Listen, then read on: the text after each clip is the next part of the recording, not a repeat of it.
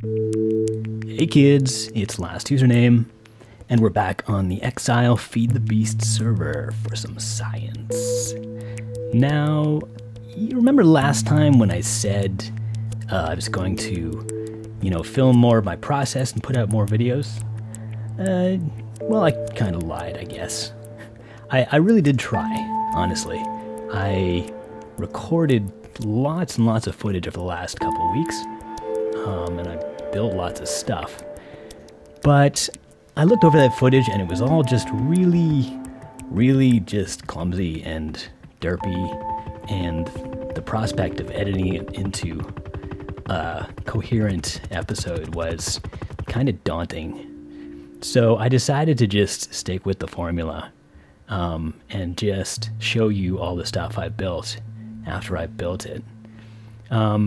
For now, I'm going to do that. Maybe over time I'll kind of learn how to show stuff as I'm building it, but I think that it really takes a special skill to do that, and I'm going to have to learn that slowly. That said, I have started streaming on Twitch TV, and that's how you can definitely see me at work.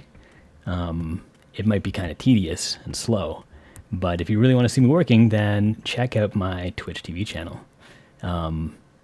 It's last_username, just like my in-game name. And yeah, go follow me there if you want to see that. And you do, trust me.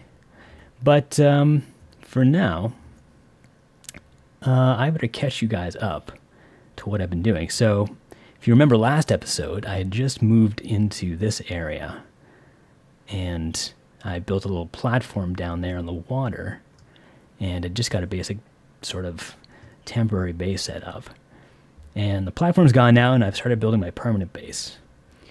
And it's not done yet, but I made a lot of progress, and I've gotten a lot of stuff set up. So without further ado, let me show you the Last Username Science Complex.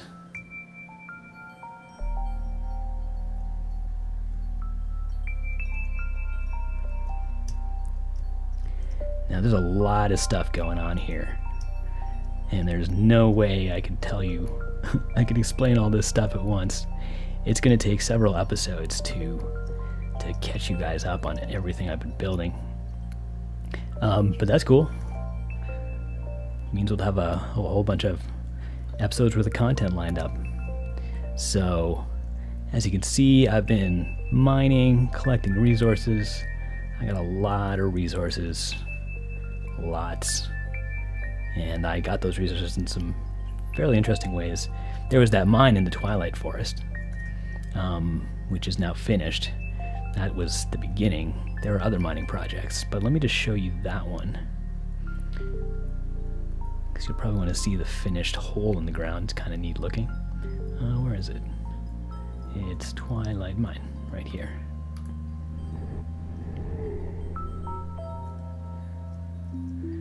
Well, you could see if it would load. I'm going to pause the video so it can load. This is it. Pretty much just a big old hole where Hollow Hill used to be. See some traces of the old Hollow Hill.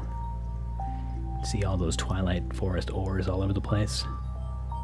The walls have already been picked clean though, by me and several other people on the server. All the mobs are gone except for these ghosts who still haunt the place. Kind of sad. Man, are they annoying. Oh, whatever. And of course the turtles made a mess with all the water. But yeah, that's it. Just a hole.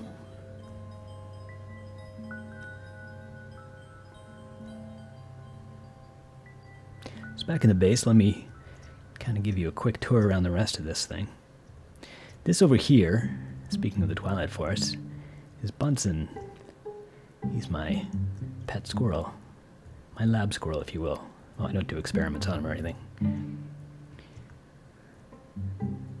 Hey, Bunsen.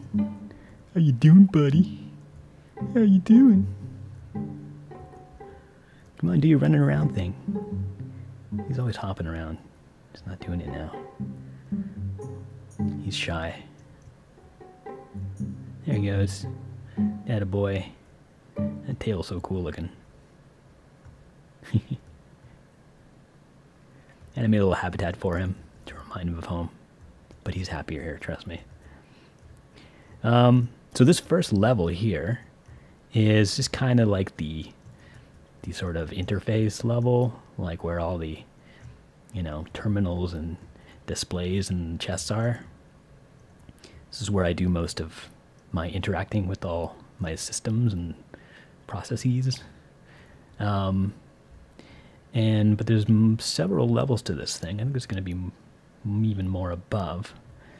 But right now, we've got second level, and this is the processing level. So this is all my machines.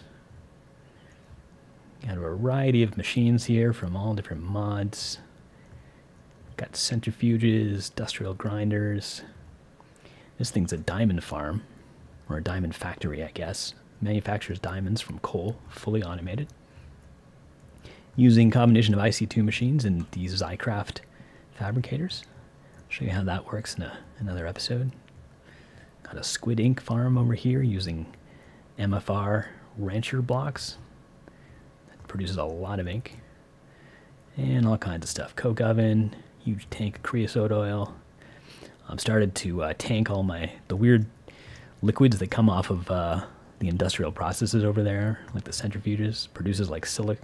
This is mercury. This is silicon. I'm going to have a hydrogen tank over here. I don't know what to do with these things. I know what to do with mercury. You can use that in the grinder. I have no idea what to do with silicon and hydrogen yet, but when I figure it out, I'll have a lot of it to work with. This kind of Mistcraft section. I've got an absurd glut of Mistcraft pages. I probably have like a dozen copies of every Mistcraft page in the game, except for one, the lava page, which I have been searching for since we started this world, and been completely unable to find, despite searching hundreds of libraries and villages and dungeons and everything. I don't know. I don't understand how to get it. It must be some trick to it. But I've got some ideas for how to do that I will feature in later episodes. And lava tank. Even got the red power alloy furnace hooked up to the system. So all this stuff, all this cabling and stuff is applied energistics.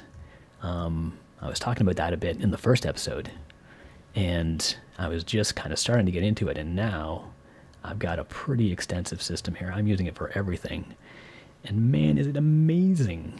Like, there is no other option now for processing, for item management, inventory management, whatever. There's nothing else like it, and it's incredibly powerful. The kind of automation you can do. I mean, I think you could theoretically do the same things with a combination of, say, like pneumatic tubes and turtles and all kinds of fancy programming and tons of building, but this does it built in pretty much, and it still lets you be creative, but it just takes, I mean, all this would just be a huge nightmare of tubes and stuff. Without it, I don't think I could even do this. So it opens up all kinds of new possibilities, because it just takes a lot of the fuss of item moving around out of the equation. That's what I'm trying to say. So this is the processing. This is a rubber farm using the MFR Mine Factory Reloaded rubber trees, which you can farm much more easily than the red power trees. I'm not really using this anymore because I've already maxed out on rubber. I don't need it anymore. I'm just going to tear it down because it's getting in the way. And this lower level, when I get the tree thing out of the way, is going to be dedicated to power, to energy. So I'm going mainly with steam. Why? Because, I don't know, I like it. A lot of reasons. I love all the big cool machines you can make that do steam. And I like that you can have big machines. You don't have to build a zillion little machines. You can build just a few of these gigantic machines. And of course, it's a very good match for my energy source, which is blaze rods. I'll show you where those are coming from in a minute. Because these things will just suck blaze rods out of an ender chest, and that's where they are. You don't even have to worry about piping or pumping them in or anything. They just take it right out of the chest when they need them. And they produce steam, and the steam right now is going into a couple of places. It's going into a liquid tesseract, first of all. And I'm using this to transfer energy to remote locations for projects. The reason I'm doing it with a liquid tesseract and steam instead of an energy tesseract is because the energy tesseract has this 25% penalty. You lose 25% of your energy just by sending it through. There's nothing like that for the liquid tesseract. You send the steam through, you get 100% of the energy on the other side. But of course you have to convert the steam to energy on the other side. But that's part of the challenge. And I've got some machines that already do that, and they're pretty neat. This crazy thing here is a power converter, or a bunch of power converters. This is a new mod in the FTB Ultimate Pack, and it's basically just a few blocks that will convert from any kind of power to any other kind of power. You got your Buildcraft MJs, you've got your IC2 EUs, you've got factorization power, which is called charge, I think, and you've got steam, which is originally Railcraft, I think. So these things will actually convert steam directly to energy, and it'll convert it to both kinds of, well, Buildcraft energy and IC2 energy, which then go off on these elaborate series of cables to all my machines and whatnot. Now, this is pretty nice. I mean, there's a ton of energy going through this right now. Looks like, it's hard to say with the interface flickering like that, but I got like maybe 110 MJs going out, and that's going to be somewhere in the neighborhood of 300 EUs, I think, on average. So that's a lot of power. And all that's going through one energy bridge, this tiny little thing here. And, I mean, that's really powerful, but here's the thing. I've come to kind of dislike this thing because, I mean, there's all this stuff in the game, this machinery, these steam engines, for converting steam to energy. Someone, you know, developers put a lot of effort into, you know, in coming up with all these complicated machinery and game mechanics for harnessing steam power. And this kind of just makes them all obsolete.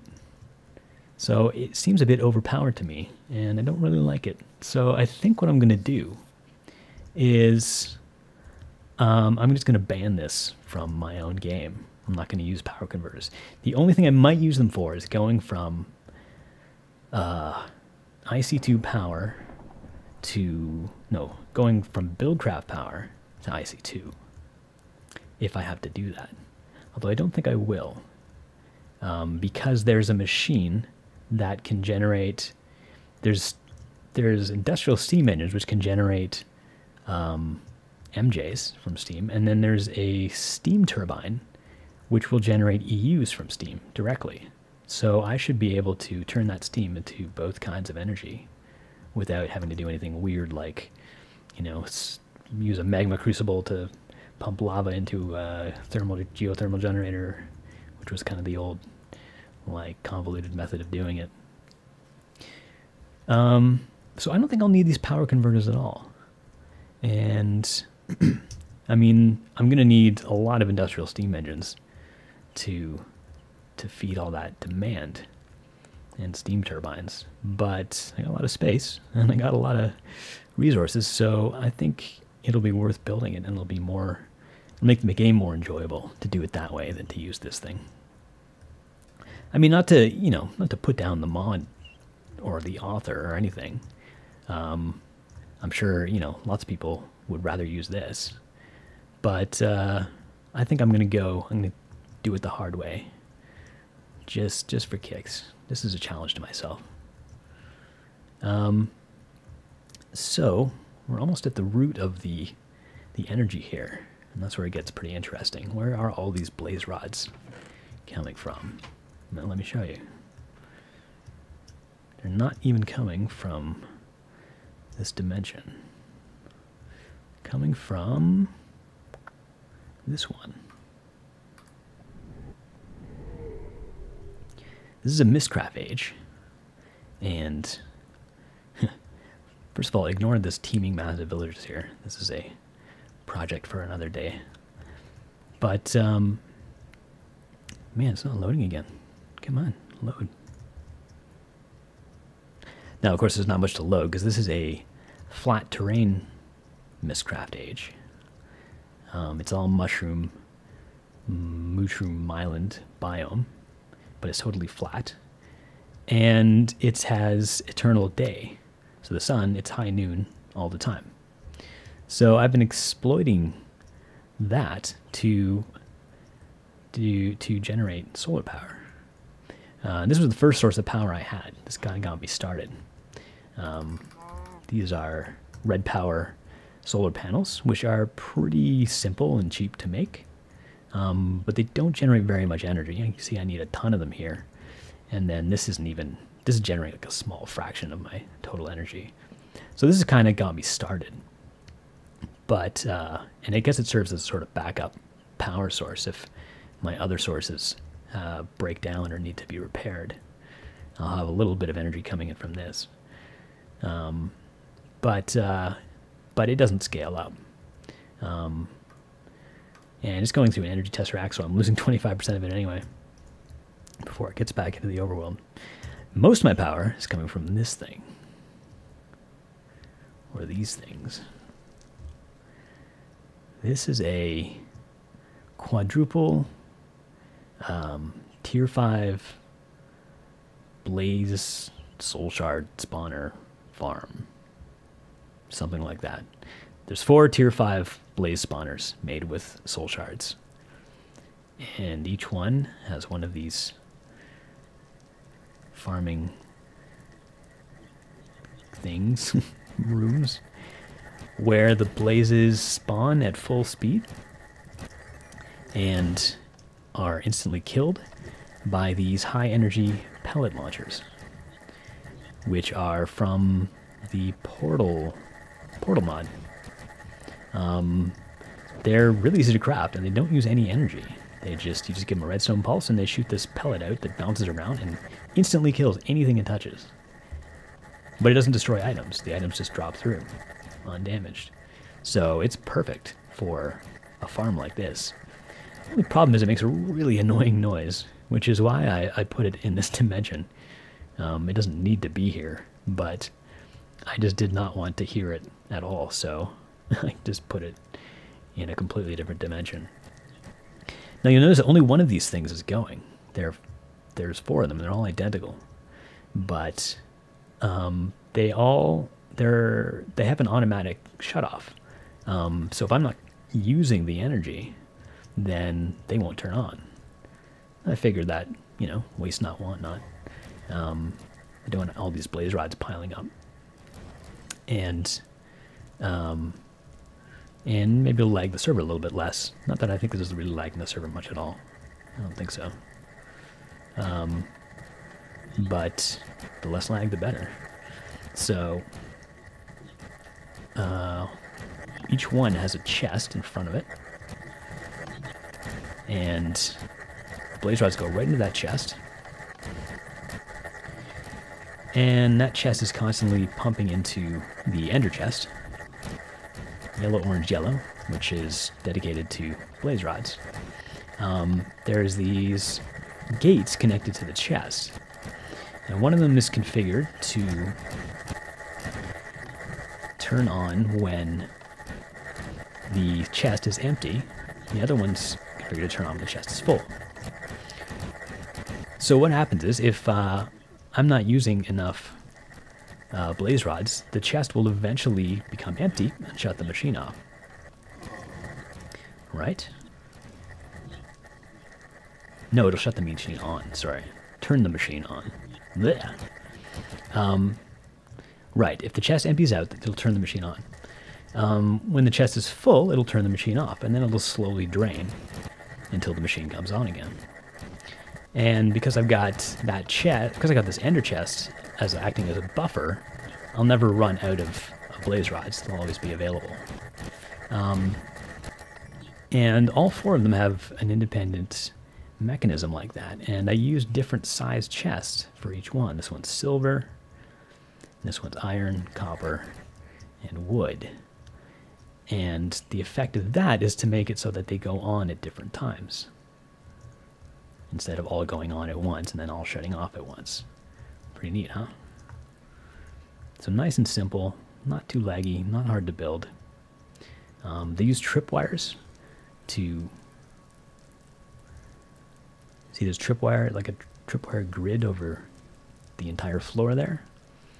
So these things automatically turn on when there's blazes in there. Kind of a nice touch. And that's where I'm getting all my energy. It's a really good energy source. Those blaze rods produce a ton of energy. But I still want to investigate other ways to make energy in the future, because there are some weird ways to do it. You can generate energy from nether stars. And I have a way to get lots and lots of nether stars. And there's all sorts of weird things. Especially GregTech. It has all kinds of weird generators and stuff. So I want to, just for fun, I want to explore all the different ways of making energy. I've actually got a wind farm too. Let me show you that. It was also something I built right at the beginning. As a sort of fallback source of energy. And the thing is, I'm not sure if it's really working very well. Wind World, that's it. So I did kind of the same thing here. Made a nice, safe, flat Mistcraft age. But I gave this one the Eternal Storm page, which supposedly makes it storm all the time. Although I'm not sure if that's actually really working properly. These are also red power generators. These are Kinect generators with wind turbines in them.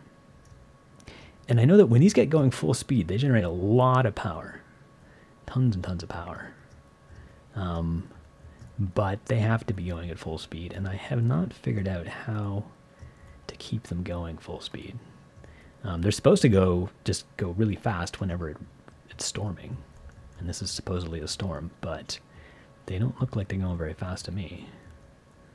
So they're generating a little bit of power here, but not much. I don't know, I might look into it later, but I suspect it's just like the storm isn't really a storm, it's kind of like a fake Mistcraft storm or something like that. So maybe it's not worth pursuing this.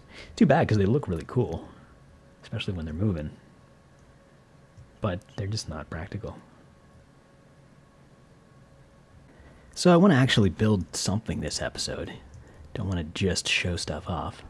So I figure now is as good a time as any to make our Steam energy conversion system authentic. Going to tear that down and replace it with real, honest, good old-fashioned Steam engines. I started by tearing down the rubber tree machine. I might rebuild it some other time, but if I do, I'll build it some other place. I think I'm going to build farms lower down here. I think. But I don't really have any farms yet. That was the only one, and I don't need it anymore, so it's torn down. And I just got to remove the floor here where it was, but I've got a good way to do that. I'm doing it myself. I've written some very simple turtle programs that can do basic construction tasks or destruction tasks, demolition.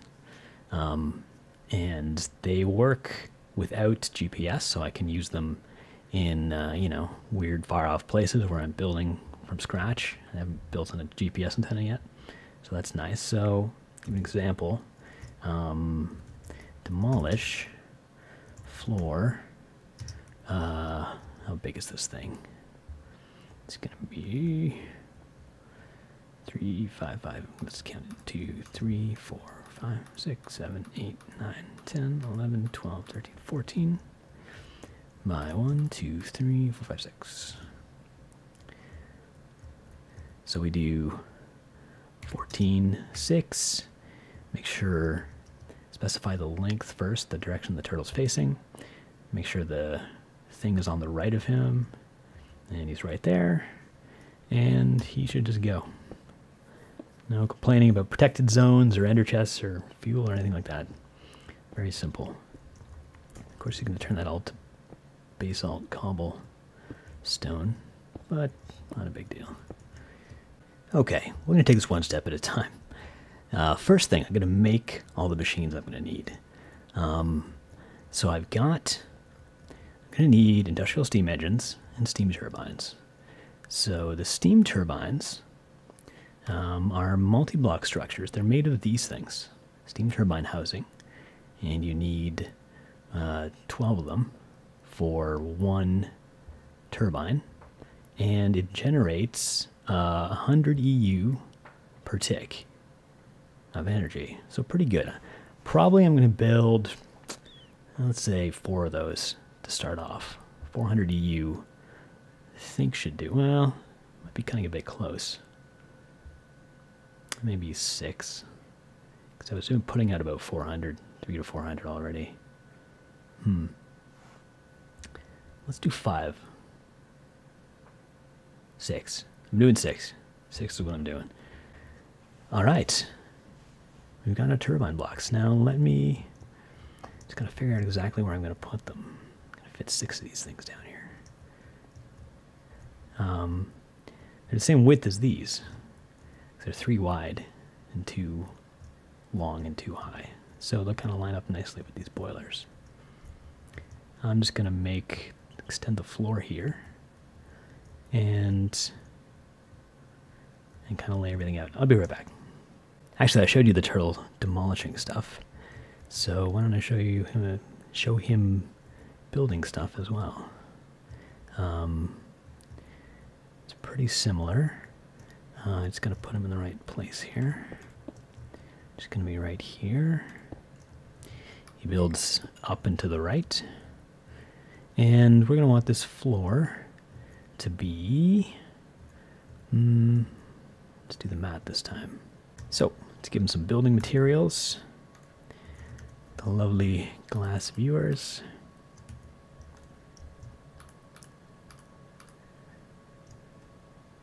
And we'll go build floor 13 by 13.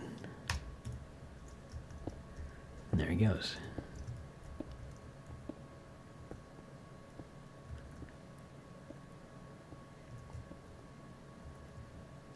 Now he gets to work. Let's start building one of these things.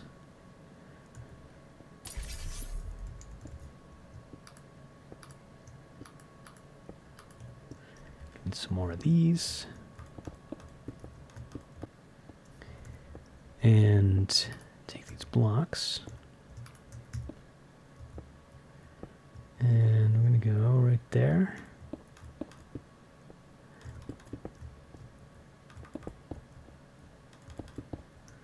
And there it is. Steam turbine. And I just remembered that you also need rotors for these things, which are going to take a little bit more steel. Not a big problem. Hold on. Rotor. Yep. Turbine rotors is what we need. 3 turbine discs. Each turbine disc is a block of steel. And oh boy, these are kind of expensive. Man. So 3 ingots for 1 blade 8 blades for 1 disc and 3 discs for 1 turbine rotor.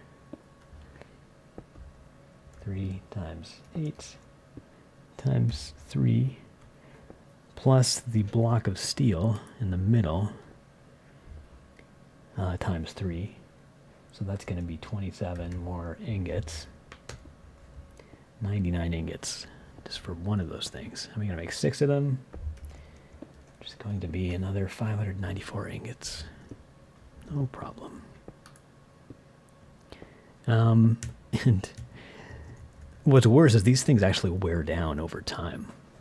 So it's not like we just have to make them once. I actually have to come up with a machine that's constantly supplying these things with more rotors, which is actually pretty easy with AE. I'll show you how to do that. But that's kind of annoying. I hope they don't wear down too fast. Let me go get crafting. All right, so I have programmed my molecular assembler chamber with the recipes for these rotors. And got the discs in there too, all the things it needs to make the rotors.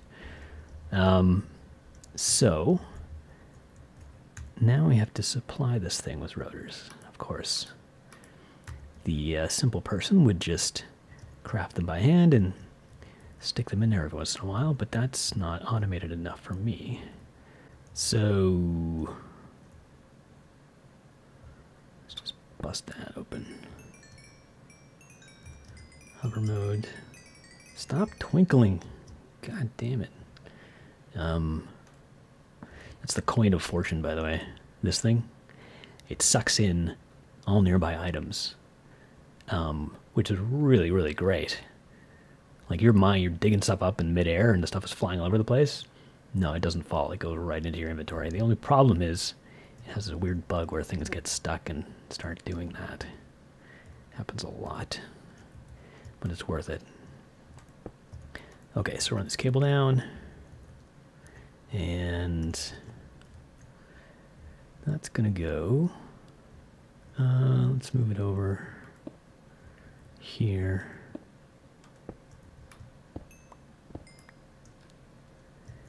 And it's going to go into here.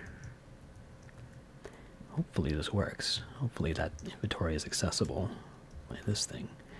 Now this is an export bus, so this will just spit out items from your ME network into something continuously.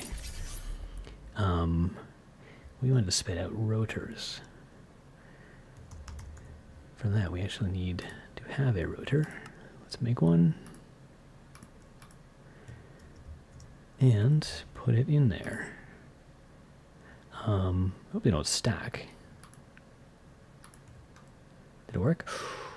Ooh, it didn't work. Seriously?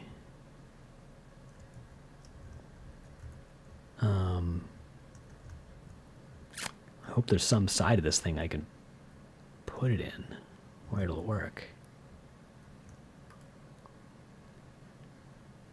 Oh no, it's because it's not crafting them. If I put this back... No, it didn't do it.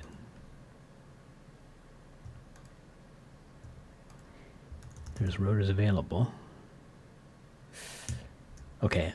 Give me a minute. I'm going to try to figure out exactly what my options are here. Well, guys, bad news. I put pneumatic tubes all over this thing, and none of them are connecting. Even tried the bottom. Which would lead me to conclude that there's no way to automatically fill it. And in fact, I did a little research on the internet, and it kind of confirms my fear that other people are complaining about the same thing. So we can't automatically put rotors in these things. That's really annoying. I think it's dumb. There shouldn't be any reason not to automate everything. It's fun. So I got to think about what I'm going to do here. I might still use these things. Alright, I've had some time to think, and it still sucks. That's what I'm thinking. This sucks. I don't really have anything more to say. It's just really disappointing. It may seem like a really superficial thing. It's not like a lot of work to put new rotors in, and I think they last like days. But the thing is, it's the only thing in this base that isn't automated. So it just kind of spoils everything for me. Just the idea of it. And I've already crafted like 6 of these things. I blew so much steel in it, and I can't do anything with them, I don't think, other than build them. So I'm just going to build them. And put the rotors in manually. Well, I haven't crafted the rotors yet. I could bail out and I'd still save that. Alright, I'm just going to do it. I'm going to build them. I'm going to build the rotors. It's going to hurt my steel supply. If they only last a couple days, then I'm going to run out of steel unless I start making some more. Now, I have a lot of iron that can be made into steel. My steel production kind of shut down here because my creosote tank filled up, and I didn't really care because I had so much steel. Didn't think I was going to run out, but now I guess I actually have to start making it again and making sure that production keeps up. So, yeah, it's like in the middle of crafting it. I ran out of coal coke. So yeah, I'll have to get this back up and running. Maybe even build multiple blast furnaces or an industrial blast furnace. I think those are faster, I assume. I don't know. But let's build these damn things. God damn it. Okay, so I built a couple more of these things, and I connected them all properly, and I connected them to my power grid. You can see these are low voltage transformers, because these things output medium voltage, and I've got this wall here separating them from all the wiring, just to make sure there are no little accidents where high voltage or medium voltage gets on the low voltage network. And I got 4 of them going, outputting power to all my IC2 machines. And I left them for a couple of days. It's been a couple of days now. And the turbine rotor, this is the most used one, and it's like about half damaged, it looks like. So that's not acceptable. Unacceptable. George, you're unacceptable. I did a little research, and apparently these things last 41 hours at full speed. And that's not going to work. I don't want to swap my rotors out every 2 days. It's not going to work. Sorry, baby. It's just not going to work out. So, I got to get rid of these things. I'm going to come up with a new plan, and I would like to find a way to recover all the steel in these things. I've got an idea that might work. Let me check it out. So once upon a time, in a chest, in a dungeon, I found one of these things. It's an uncrafting table. What it does, as the name suggests, is can reverse crafting things. You put something in here, and you get the parts out, I think, in exchange for levels. 8 levels. I should be able to get this stuff. Yeah, how does it work?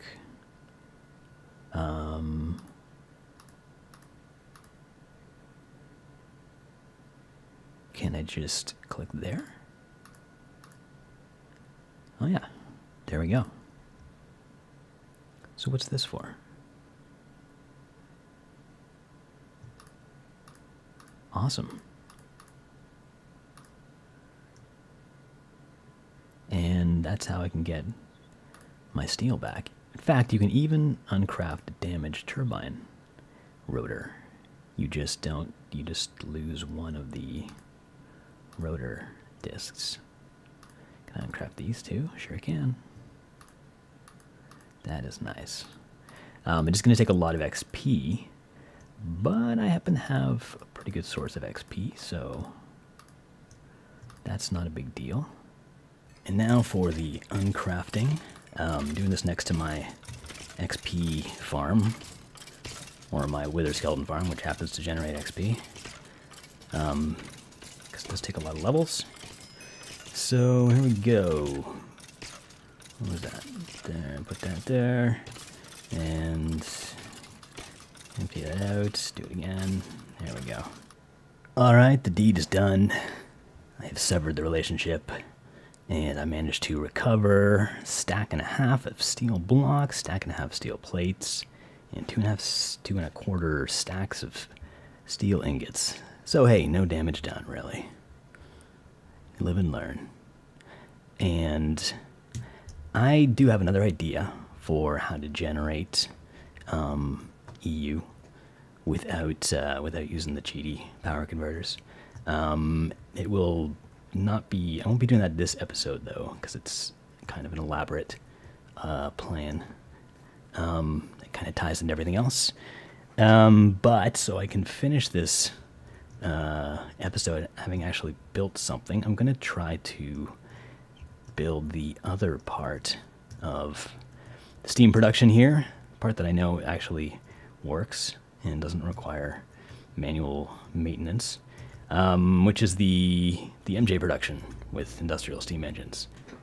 Okay, I've got two possible designs here. Just trying to decide which one to use for the industrial steam engines. They're pretty similar, but it's a column of 20 engines. There's 4 on each level. 20 is a little bit more than one steam boiler can power. It can only do 18, I believe, at full power. So if I put 20 next to each, these will be running slightly underpowered, but that might be okay. Or I might somehow reduce the total number of them somehow. I don't know. But anyway, in terms of looks, trying to decide which I like better. We've got this one that has the conduit in the middle and the steam pipes, 2 steam pipes in the corners, and all the engines are pointing to the middle. And then this one just flips the engines around, so the steam pipes in the middle and the conduits are in 2 of the corners, and the engines point into the corners. And then the other 2 corners on both of them just has a redstone jacketed wire to power the engines. Let's actually see it in motion. I believe this will work. Yeah. Okay, here's what I came up with. So I used the kind of cleaner design, and I reduced it to 16 engines per battery instead of 20, because I'd rather do it that way. Rather have more steam being produced than I need, than have more engines than I need. And it leaves the space under here for the redstone wiring. Keep it out of the way. And this looks all right. I still don't like these jacketed cables here, because they block the view of the neat stuff. But I can't figure out any alternatives to that at the moment. I was going to do this, put this red alloy wire along the back of each engine. That looked pretty good.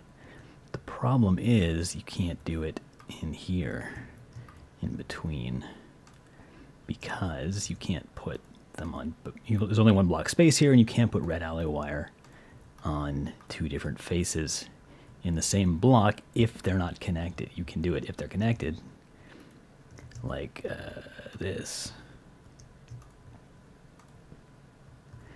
But if they're disconnected, then it won't let you do it. It'll just break both of them. So that's kind of a drag. Although, maybe I can just connect them. I don't know. I don't want to fuss over this too much. I think I'll just leave it like it is now and just get it built and get it done with. Yeah. Oh, yeah. That looks so much nicer. Aside from the frame rate, that looks great.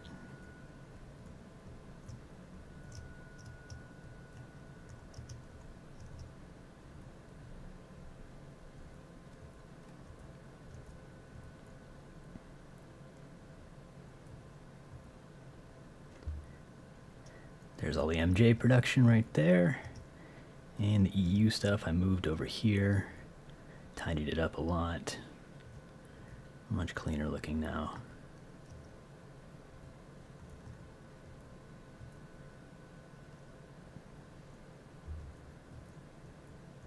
And pretty sure that's generating way more power than I'm using. These are all going at full capacity, 8 MJ per tick. And they're full of steam. If they were, yeah, that means they're getting more steam than they can use, I'm pretty sure. I kind of like laid the pipes on pretty thick here because I'm still not entirely sure how liquid ducts work and whether, like, I know you definitely, the intake, you need to have multiple intakes to, like, the intake is limited, so you need multiple intakes to get the most stuff out of these. I don't know about the output though, and I don't know about, like, if you need multiple liquid ducts along the way to transport all the steam. I don't think so, but I don't know, and I didn't want to fuss with it, so I just put extra liquid ducts everywhere.